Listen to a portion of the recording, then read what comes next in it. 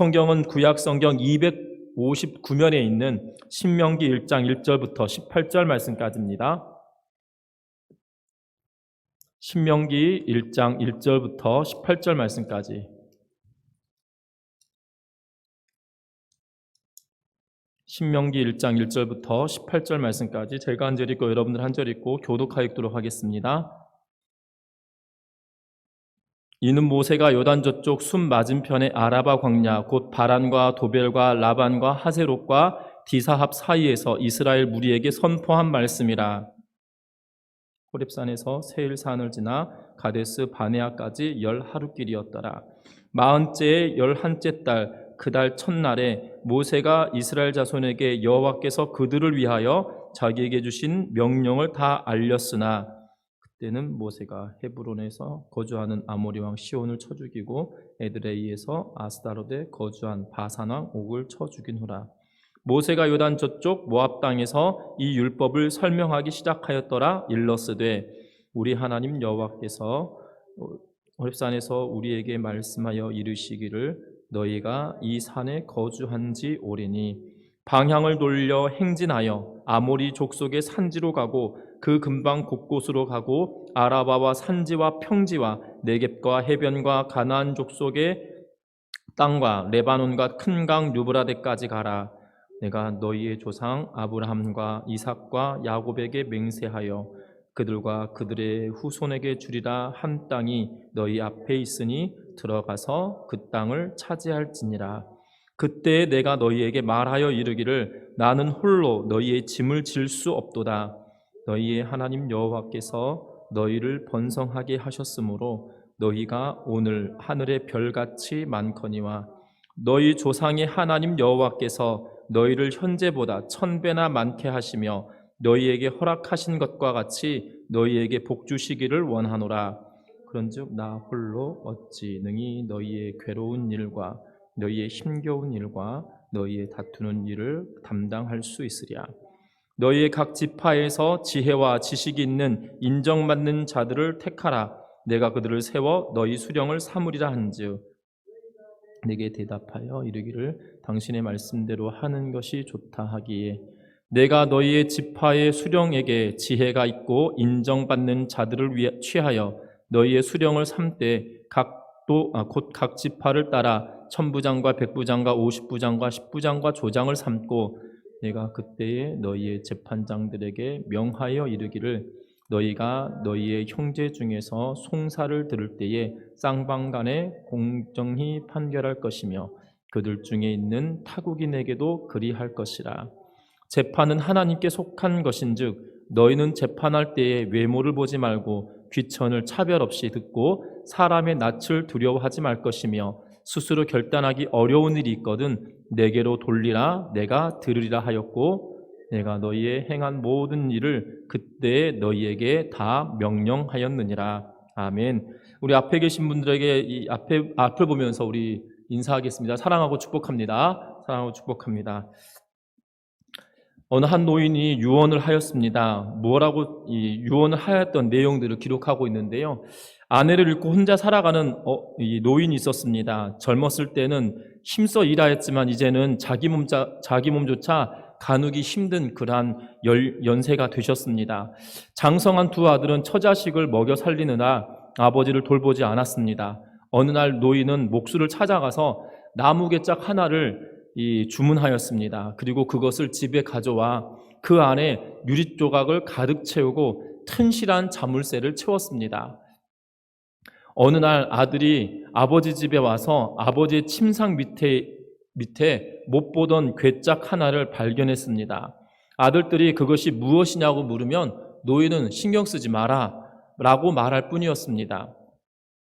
궁금해진 아들들은 아버지가 없는 틈을 타서 그것을 열어보려고 하였지만 튼실한 자물쇠 덕분에 잠겨져 있는 것이 열려지지 않았을 뿐만 아니라 그 안에 있는 것이 무엇인지 알 수도 없었습니다.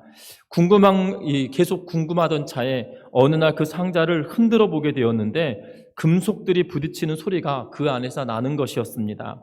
아들들은 속으로 그래 이건 아버지가 평생 모아놓은 금덩어리일 거야 라고 생각하고 아들들은 어느 순간부턴가 누가 먼저 할 것 없이 서로 아버지를 모시겠다고 이상한 효심이 넘쳐나기 시작했습니다.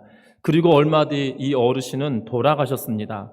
아들들은 장례를 치른 후 침이 마르도록 기다렸던 그 궁금한 괴짝을 열어보게 되었습니다. 그런데 이게 웬일입니까? 깨어진 유리 조각만 가득 들어있는 것이었고 두 아들은 화를 내었습니다. 서로 쳐다보며 소리 없이 말했습니다. 당했군이라고 서로 말했습니다. 그리고 괴짝을 멍하니 바라보는 동생을 향해 왜 괴짝이 탐나냐? 그럼 네가 가져가라 라고 하면서 형이 동생에게 말을 하였습니다. 그러나 이 동생은 형의 말을 들었는지 못 들었는지 한참 동안 그 자리에 서 있었습니다. 충격을 받은 것이었습니다. 적막한 시간이 1분, 2분, 3분 지나갔지만 지나가면서 아들의 눈에는 눈물이 맺혀 주르륵 흘러내렸습니다. 둘째 아들은 그 괴짝을 집으로 가져왔습니다. 그러면서 이러한 글귀가 그 아들 뇌리에 스쳐 지나갔습니다.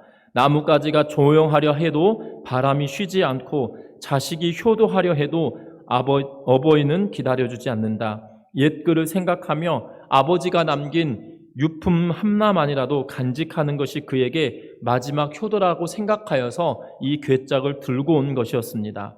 아내는 구질구질한 물건을 왜 집에 들였느냐라고 짜증냈지만 그는 아내와 타협을 했고 유리 조각은 버리고 괴짝만 갖고 들어오기로 하였습니다. 괴짝을 비우고 나니 밑바닥에 편지 한 장이 들어있었습니다. 막내 아들은 편지를 읽어내려가며 엉엉 울기 시작했습니다. 그 편지의 내용은 이러하였습니다. 첫째 아들을 가졌을 때 나는 기뻐서 울었다. 둘째 아들이 태어나던 날 나는 좋아서 웃었다. 그때부터 30여 년 동안 수천 번 아니 수만 번 그들은 나를 울게 하였고 또 웃게 하였다. 이제 나는 늙었다. 그리고 자식들은 달라졌다. 나를 기뻐서 울게 하지도 또한 좋아서 웃게 하지도 않는다. 내게 남은 것은 그들에 대한 기억뿐이다.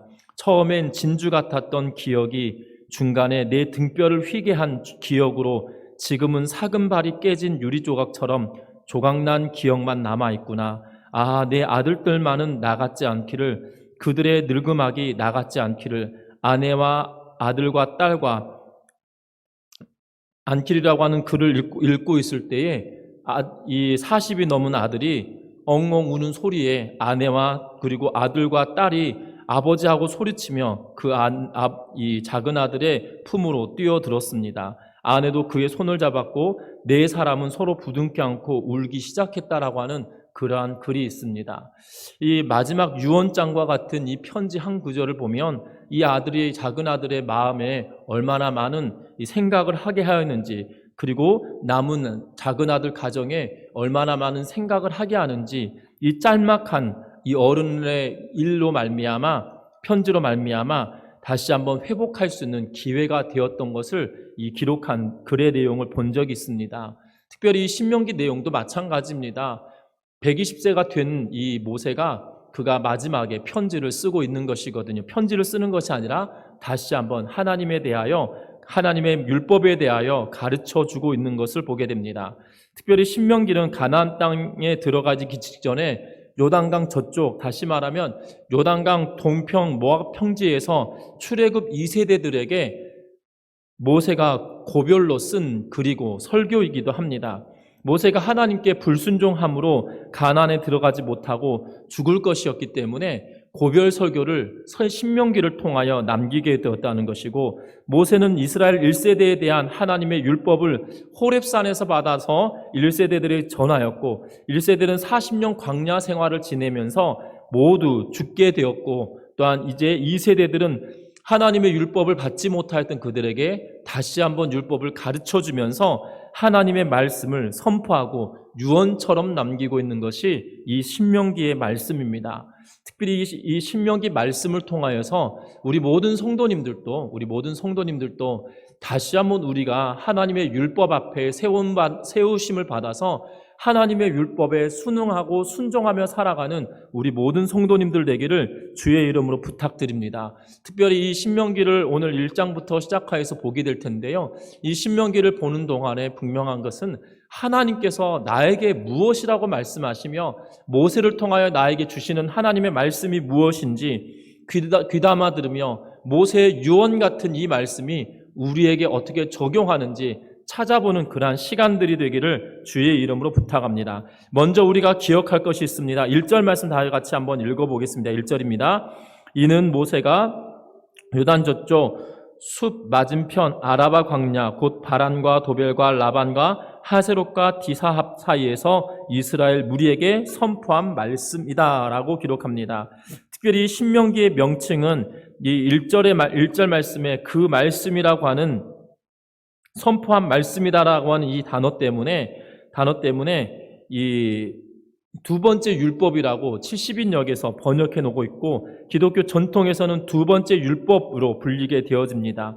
이는 40년 전 시내산에서 이 받은 율법과 병존하는 말씀으로 새로운 시대에 새로운 이 상황에 주어지는 새롭게 해석된 말씀이다라는 의미를 가지고 있습니다.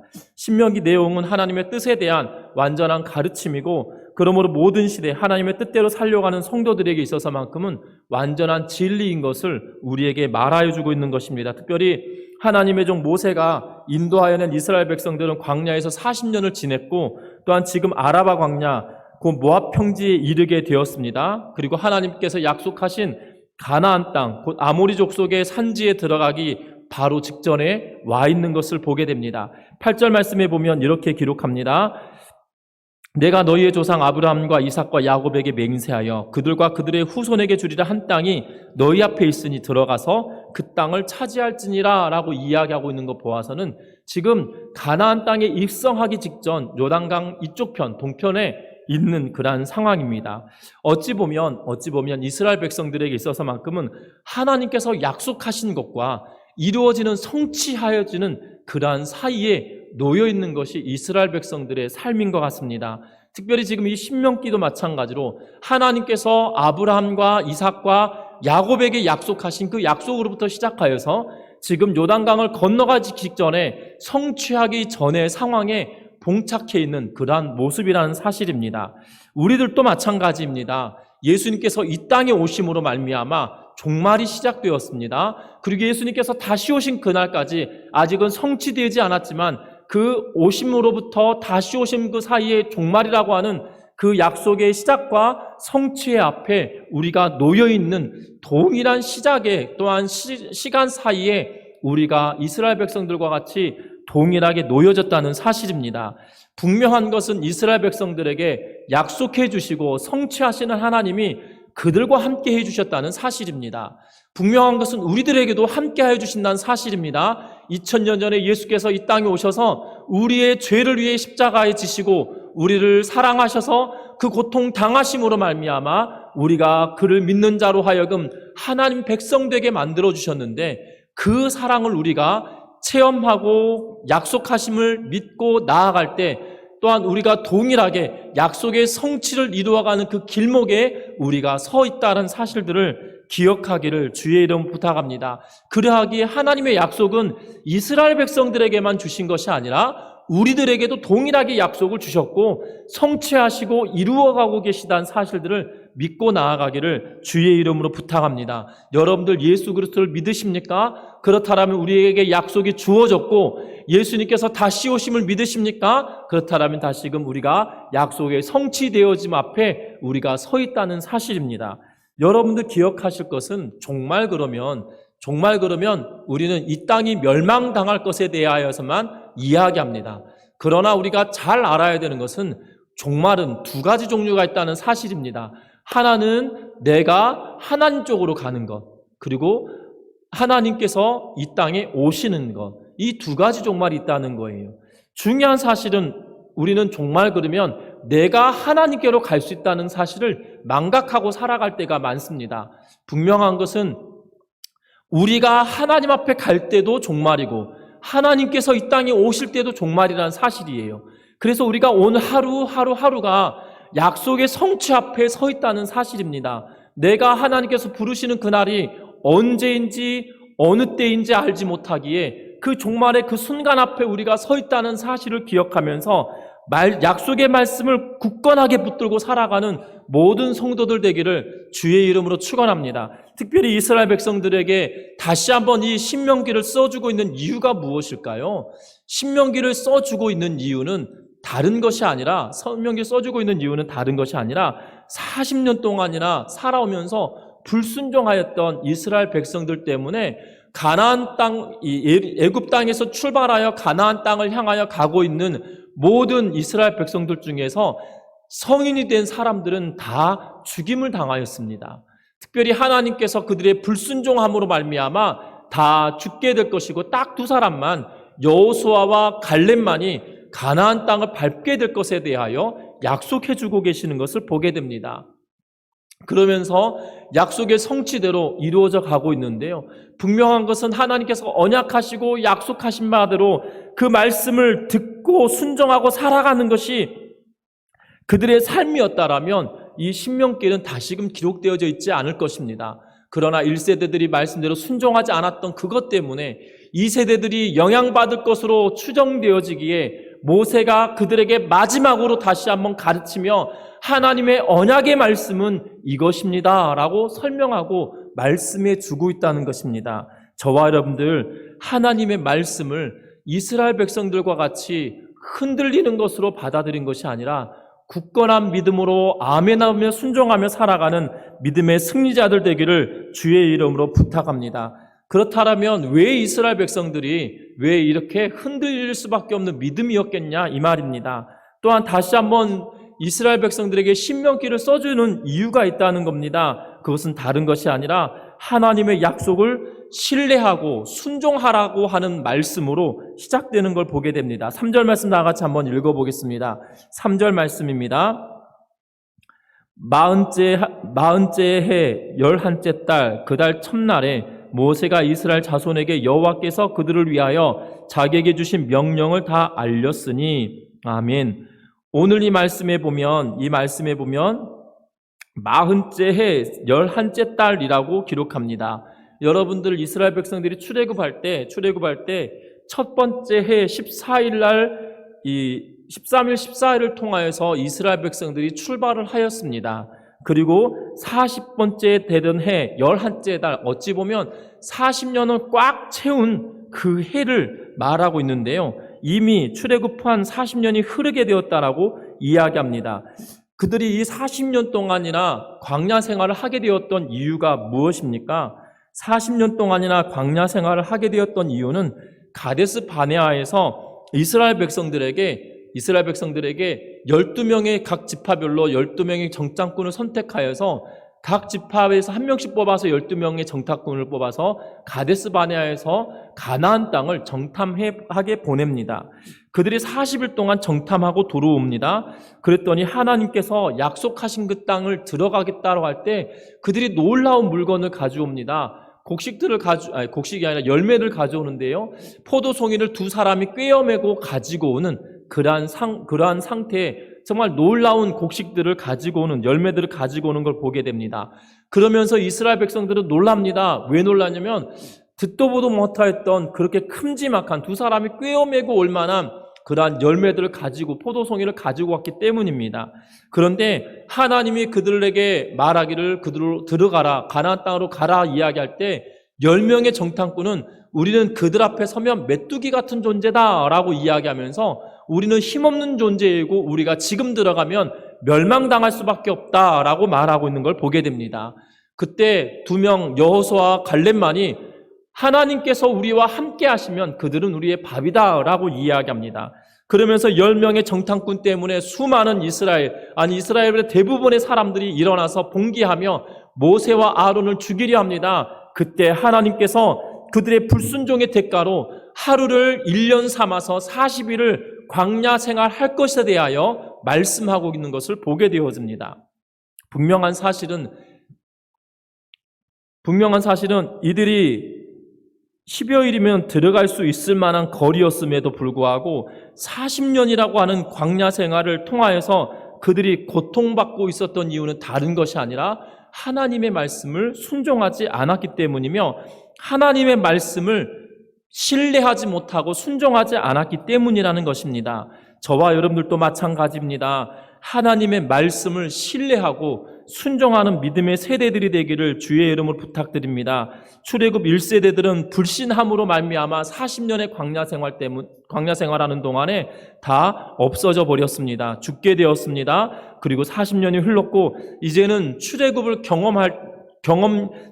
대한 경험도 없고 광야 생활에 대한 광야 생활을 통하여서 하나님의 모습을 불순종한 이들에게 채찍질하고 징계하시는 모습을 보아왔던 사람들만 나왔습니다.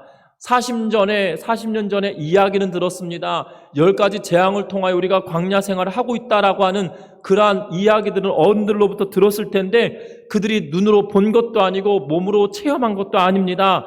단지 어렸을 때 들었던 그 이야기가 마치 진짜인 것처럼 들려지지만 40년이라고 하는 시간이 지나고 난 이후에는 그들에게 피부로 와닿지 않는 일이 되었다는 사실입니다.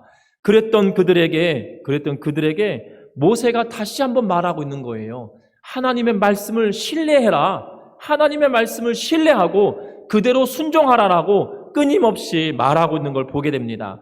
저는 어렸을 때 6월 달만 되면 항상 6월 25일 이 남북전쟁, 한국전쟁의 이야기들을 많이 하기도 하고 또한 이 영상들을 통하여 접하기도 하였습니다. 그런데요, 이 6.25를 경험하였던 분들에 대하면 아무것도 아닌 거죠. 경험하지 않았기 때문에 이야기로 듣고 영상을 보고 또한 역사적인 자료들을 본다 손쳐도 그들의 피부에 와닿는 것은 경험되어지지 않은 것이었기 때문에 어렴풋하고 그렇게 피부로 절절절 와닿지 않는다는 사실입니다. 그랬던 그들입니다. 이 세대를 살아가는 그들입니다. 하나님의 말씀을 10가지 재앙을 통하여 애굽 땅에서 행하셨던 하나님의 놀라운 일들을 그들이 보았어도 흔들렸는데 지금 광야 생활하는 동안에 하나님이 불순종한 이들에게 징계하시고 곧 또한 하나님께서 그들과 함께 하심을 눈으로 보고 경험했던 자들도 넘어졌는데 염려가 되는 것이겠죠. 여러분들 기억하셨으면 좋겠습니다. 우리의 최종 목적지는 주의 나라입니다. 이스라엘 백성들의 최종 목적지, 지금의 최종 목적지는 가나안 땅입니다. 그 턱 앞에 있으면서도 범죄하게 되어지는데요. 분명한 것은 하나님의 말씀을 신뢰하면서 그 말씀을 순종하며 나아가는 믿음의 성도들 되기를 주의 이름으로 축원합니다. 뿐만 아닙니다. 단지 그것을 나만 가지고 있는 것이 아니라는 사실이에요.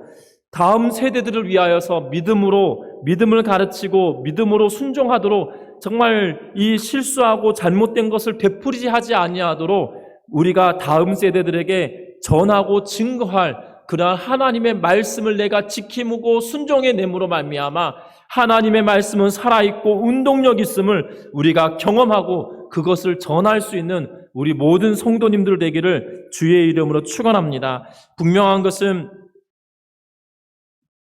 것은 우리의 인생도 마찬가지입니다. 어디로 가야 할지, 무엇을 차지해야 할지 모르는 그러한 인생의 여정입니다. 그러나 우리가 반드시 기억할 것은 철저하게 하나님의 약속이 이스라엘 백성들에게 있었다라면 우리에게도 있다는 거예요. 우리에게도 주어졌다는 거고 그 약속의 말씀을 든든하게 부여잡고 바라보고 나아간다는 사실입니다. 여러분들 목표가 분명하고 무엇인가 일이 확실할 때는 좌우를 살피지 않은 것을 보게 됩니다. 특별히 조금 있으면 농사철이 주변에 또 이렇게 논농사 짓는 분들이 또 일을 시작하시게 될 텐데요. 논농사 짓는 분들도 마찬가지입니다. 가을철에 수확할 것을 계획하고 목표를 두고 있으면 그냥 좌우에 어떤 일이 있다 할지라도 그냥 묵묵하게 그 일을 바라보면서 가는 것이거든요. 추수할 것을 기대하고 바라보면서 이것을 심고 나면 반드시 결실을 얻는다는 확신 때문에 일을 하는 거 아니겠습니까? 그런데 그 확신이 없으면 우왕좌왕할 수밖에 없거든요. 믿음도 마찬가지입니다. 신앙도 마찬가지예요. 하나님의 말씀이 나에게 확고하게 받아들여지지 않으면 내가 종자를 심고 거둘 것에 대한 확신만큼 내가 하나님의 말씀에 대한 확신이 있다라면 그 말씀을 부여잡고 흔들림 없이 끝까지 나아가는 믿음의 성도들 되기를 주의 이름으로 부탁드립니다. 때로는 우리의 최종 목적지가 몰라서 갈팡질팡할 수도 있습니다. 우리의 최종 목적지는 주의 나라, 하나님의 나라입니다. 하나님께서 나를 부르실 그날에 내가 그 앞에 섰을 때 기뻐함으로 하나님을 만날 것을 기대하면서 정말 우리의 인생을 하나님의 말씀에 따라 내가 무엇을 해야 할지, 어디로 가야 할지, 내 인생이 어떠한 과정을 거쳐갈지 인생을 낭비하지 아니하고 말씀을 신뢰하고 붙들고 살아감으로 말미암아 이 인생이 값진 인생이 되기를 주의 이름으로 축원합니다. 뿐만 아닙니다. 말씀을 맺으려고 하는데요. 오늘 이 말씀은 신명기 1장의 시작을 보면서 이스라엘 백성들이 말씀을 순종하지 않음으로 말미암아 어려움 당함으로 인하여 다시 한번 이 세대들에게 이 말씀을 써주는 것이다라고 이야기하였습니다. 그래서 이 이스라엘 백성들이 약속으로부터 지금 성취에 이르기까지 그 과정을 걸어갔던 것처럼 우리 믿는 자들도 이 약속의 시작과 성취 앞에 가는 과정 속에 있기 때문에 이 과정을 어떻게 살아낼 것이냐라는 것이죠. 이 과정을 어떻게 살아내느냐? 약속의 말씀을 신실하게 신뢰하면서 붙들고 그 말씀을 부여잡고 순종함으로 나아가면 이 힘겹고 어려운 일들 가운데, 인생의 모든 일들 가운데 승리하게 되어진다는 것을 기억하면서 나아가는 우리 모두가 되기를 주의 이름 부탁합니다. 뿐만 아니라 이것이 나 혼자만의 문제가 아니라 내가 그것을 경험하였다라면 그것을 다음 세대에 내 자녀와 손주들에게 또한 내가 전도한 사람들에게 이것을 가르치고 어떻게 신앙생활하는 것이 바른 것인지 내가 경험하였던 그 하나님을 내 자녀들에게도 전수하며 살아가는 믿음의 성도들 되기를 주의 이름으로 축원합니다. 여러분들 기억할 것은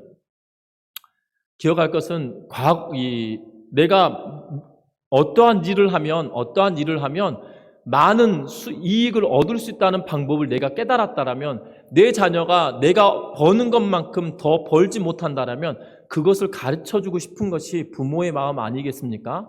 그렇지 않겠어요? 내 자식이 나보다 더 벌이가 좋아야 되는데 나보다 내 자식의 벌이가 좋지 않으면 내가 하고 있는 일을 내 자식에게 가르쳐줄 수 있다라면 내 자녀에게 가르쳐줄 수 있다라면 그것을 가르쳐주면서 더 많은 이익을 누릴 수 있도록 하고 싶은 것이 부모의 마음일 것입니다. 그런데 희한하게도 신앙생활에 있어서만큼은 그렇지 않은 것 같아요. 왜냐하면 내가 경험했던 그 하나님을, 내가 신실하게 경험했던 그 하나님을 내 자녀에게 전수하는 것은 그것보다 더 값진 일이기 때문입니다. 이익을 주고 더 벌이가 더 중요한 것이 아니라 영원한 생명을 누릴 수 있는 그 기회가 다른 것이 아니라 예수 그리스도로만 말미암아 되어진다는 것을 내가 확신한다라면 그 확신한 것을 증거하고 가르치며 전하며 살아내는 우리 모든 성도님들 되기를 주의 이름으로 축원합니다. 그래서 우리가 하나님 앞에 섰을 때 부끄럽지 않는 주의 백성들 되기를 주의 이름으로 부탁드립니다. 기도하겠습니다.